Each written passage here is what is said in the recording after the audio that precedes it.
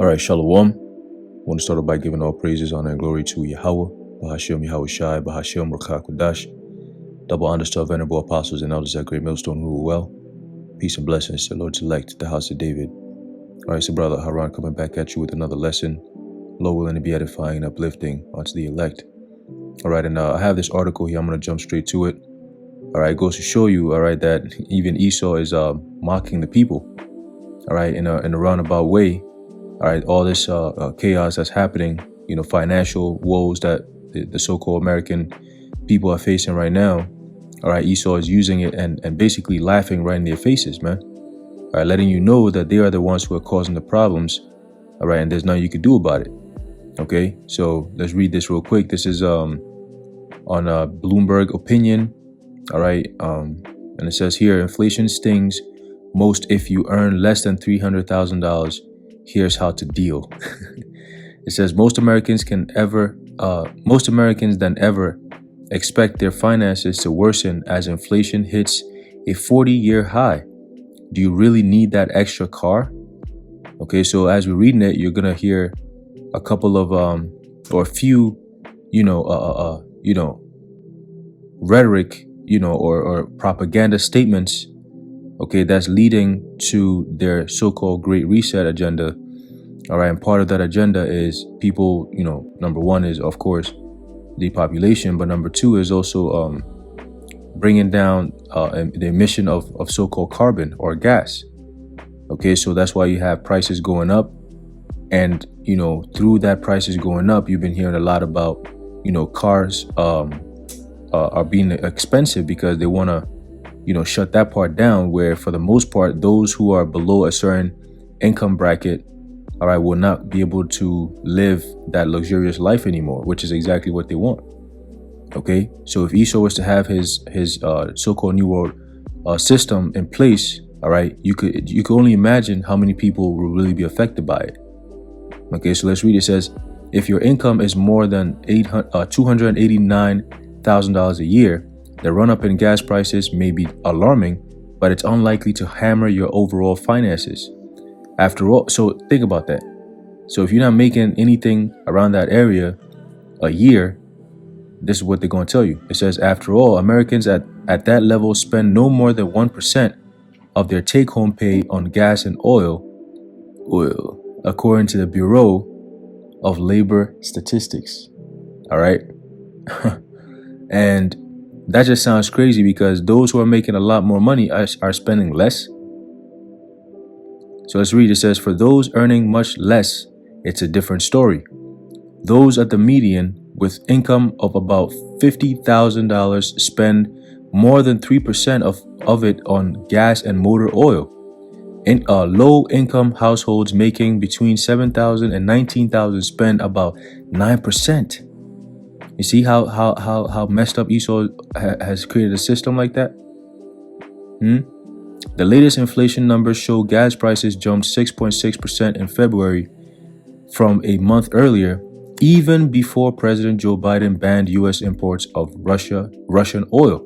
So even just that alone is showing you that this inflation thing was happening before this guy, started talking about, Putin is this and Ukraine is that, It says economists say the overall share of income spent on gas is lower than it used to be, and despite the increases, prices are still relatively low by historical standards. And that's how they dumb down the people for the most part. That, we know it's bad, but it's not as bad if you look at it in the historical, sense. Like, it's not really that bad. We've had worse times before, and that's how they, in a roundabout way, of saying, listen, do not start rising up now. We ain't ready yet for you. Okay. It says that's true, but it offers little consolation these days for someone on the lower end of the income distribution who drives to work. And that's a fact. All right. Everyone is feeling this. Okay. It says food prices are also up, posting their biggest monthly increase since April 2020. There too, those making less than $19,000 spend much more of their income, almost 15% compared with higher earners whose total food spending is just 4%. So they don't eat? Well, what kind of food are they buying that they spend only 4% and everybody else got to spend 15%? What's going on here? Hmm? It says whose total food spending is just 4% of their income. Households with income of about $50,000 spend 8.5% on its food, of it on its food. Okay. It says the most recent barometer of consumer sentiment showed the highest ever share of Americans expecting their finances to worsen in the coming year. Okay, so that's going into what? The famines, man. Okay, we talked about this. The scriptures talk about the prophecies. All right, and America is starting to face those things, man. All right. It says scripture says Egypt shall mourn. Right. About 54% think their incomes will lag behind inflation in the year ahead, a pretty high percentage historically. Okay, so we're talking about a time like never before, right?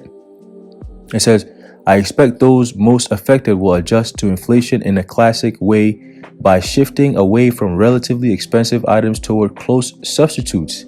So let's hear what they have, what solutions they have, right? Here are some ideas on how to reconfigure consumption and lessen the blow. But again, adjustment is hard for people without savings or choices, right? So they got to throw that in your face because they know for the most part, most people don't save today. Ain't nothing to save. The fuck? It says first, you have to know your budget to control your budget. Budgeting takes effort, but it gives you more power. And that power is even more important in inflationary times. So they're admitting, okay, that we are facing an inflation, and it's not a so-called conspiracy theory no more. Okay, just like everything else that we said is going to happen, is going to become a thing where you're going to be seeing it in your news media, and they're going to be saying like it's a regular thing that you got to deal with, you know. But years ago, when we were telling you, you would say, "Oh, you guys are crazy people. You guys are conspiracy theorists, conspiracy nuts." It says to deal with gas prices, it's worth reconsidering public transportation. Yo, if it's an option where you live, fares are up 8% compared to 38% for gasoline. Now take a public transportation is up too, but see, it's not as bad as cars. So you might want to start living like a peasant. Stop driving your cars to work and thinking that you could, dictate when you can and cannot go to work. No. Take public transportation where we tell you got to put a stupid mask on your face and be uncomfortable the whole time, right?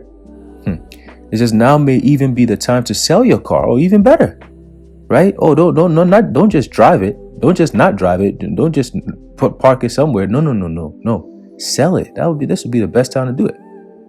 It says it certainly isn't the time to buy a new one or used one. Listen to these niggas, right?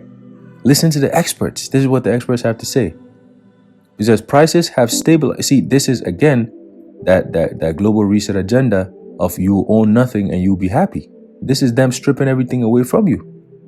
I mean, look, we're in a time of crisis. Do you really want to keep on burdening yourself with this?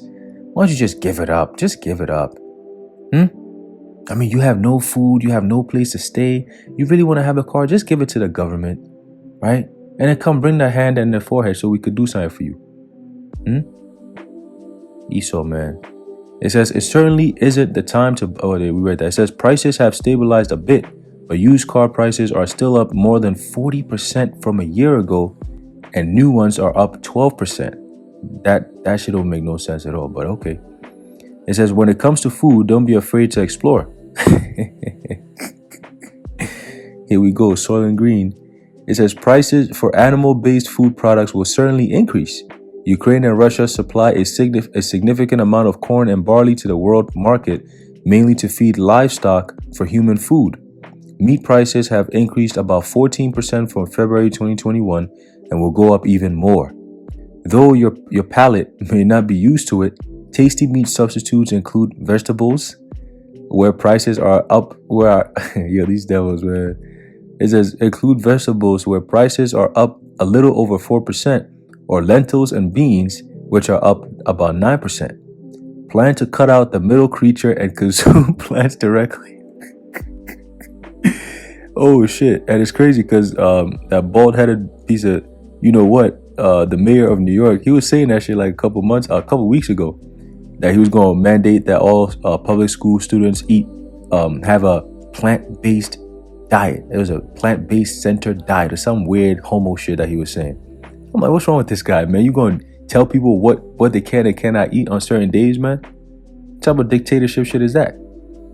And you see, you notice they're coming after the children a lot more. It says it's a more efficient, healthier, and cheaper way to get calories. So they got all this GMOs, and they say, oh, it's better. It's just a cheaper way. It says, and stay away from buying in bulk. You hear this? Yo, stay away from buying in bulk. You usually don't save any money by buying more. You hear that? Oh, we just gonna tell you the obvious shit. Like, well, what if I was budgeting for that? You know, they're telling you it's not a good idea right now to be stocking up. Don't be buying more things like that now. You know, just don't do that. It's not a good idea for your wallet. You know, it says, sure, there may be great deals, but most consumers wind up falling for the tricks that entice them to spend more. To spend more. And these niggas is writing straight tricks in a whole newspaper column, whatever this shit is. It's straight up tricks, man. Esau. Oh Lord. It says things like offering free samples, which often leads to impulse buying, or placing discounted big ticket items near the entrance. If you absolutely must buy in bulk, try to do it with a friend so you can split some of the cost and ensure everything gets eaten or used. So once again, the rhetoric of that climate shit, they condition the people for that. Okay, carbon taxing and all that stuff that they've been talking about. Yep. It's just, aside from being more thoughtful about purchases, it's also prudent to think about unnecessary charges. So review your credit card to make sure there aren't any unwanted recurring ones. If you're one of many Americans who became a new pet owner during the pandemic, you might want to rethink those costly pet medical needs. It may sound harsh, but researchers actually don't recommend pet chemotherapy, which can cost up to $10,000 for ethical reasons. Man, Esau be on some shit. What the hell is this? What is this nigga talking about? It says coping with inflation could mean drastic actions or small ones. There are a lot of ways people can duck and dance around relative price changes. The Bureau of Labor Statistics found people in recessions hold off on buying cars, furniture, and appliances. So they've admitted that we are in a recession. It says, though they don't cut back on travel, they do cut back on restaurants. It says, try to be flexible and creative as possible. Scientists tell us our brain plasticity will improve by trying novel things, right? Meaning trying new things. There's an advantage to mixing up what you consume to cope with unusual price spikes. You become more resilient as you create a locus of control and interrogate your habits. Okay, and then it goes on and on, blah, blah, blah. So that's pretty much it on that, you know, but I just wanted to highlight the BS, you know, the hypocrisy, all right, and this false sense of hope that America has, which honestly, man, now that they're out here just telling you, it is what it is, man. We've been telling you this before they even came out and said it. So that's just them doubling down on the prophecies, man. Okay, they're doubling down on the prophecies. All right, it's the book of Jeremiah, chapter 51. All right, and I'm gonna start off at 6. It says, "Flee out of the midst of Babylon, which is America, Babylon the Great, and deliver every man his soul. Be not cut off in her iniquity, for this is the time of the Lord's vengeance. He will render unto her a recompense." All right, and that's what you're seeing now. All right, people about to get starved the hell out. Okay, all your freedoms are being taken away, and they're going to continue to take them away. They're gonna look. The Lord is gonna make this place miserable. All right. It says Babylon hath been a golden cup for in the Lord's hand. Okay, so it was set up at one point. All right, upon the directions of Yahweh Ba'ashim Yahushai, that America was going to be that great, ever so great country. You know, it had been a golden cup. Okay, and of course, I mean, a golden cup is something that's precious. You know, so at one point, America was looked at as that precious place that you want to be, and now it's the worst place ever. People are discovering how corrupt this place really is. You know, the lies, the deception. You know, look at inflation. That means that the value of the money is going down. Okay, and if the value of the money is going down, that means that signifies the power of that nation is also going down as well. Okay, so it says what? The nations have drunken of her wine, therefore the nations are mad. All right. That's why you're seeing all this conflict going on, and especially all these countries are turning against Babylon, the Great America. Okay. Because now they're discovering, this is what you guys were up to this whole time. Look, go back in the history. They did this. They lied about this. They said this. Look at Russia. Russia is a prime example. They said, look, we've talked about this. We've signed agreements, but you guys never keep your word. So we don't want to deal with you guys on this level no more. And if you make a move, we're going to shoot missiles at you. You see, that's why Biden said, if we send troops in there, that's going to be World War III. So that's an example of the nations being mad, and ultimately, when the nations being mad, they're going to start shooting missiles over here. All right. It says Babylon is suddenly fallen and destroyed. Howl for her, take balm for her pain, if so be she may be healed. Right? Verse 9. We would have healed Babylon, but she is not healed. Forsake her, and let us go every one into his own country. For her judgment reacheth unto heaven, and is lifted up even to the skies. Okay? So we would have healed Babylon, but what? But she is not healed. All right? Forsake her. All right? Forsake her, man. So it's over for this place, man. Ain't nothing these people could do. I don't care how many stimulus checks they sign into executive order. All right? How many, whatever it is, the Build Back Better plan and Rescue America plan, all this BS, man. Guess what? It's not going to change a damn thing. The trajectory is not going to change. America is not going to be made great again. America is not going to be built back better nowhere. Okay? Thus saith the Lord. All right? And it's going to keep going downhill, all right, until it gets eaten up by the missiles of Yahweh Bashim Yahushai. All right? So I'm going to leave it off there, Lowell, and you've been edified. I want to give all praises, honor, and glory to Yahweh, Bahashim Yahushai, Bahashim Rachakodash, the Wadi Bashim Yahushai for the inspiration. And until next time, Shalom.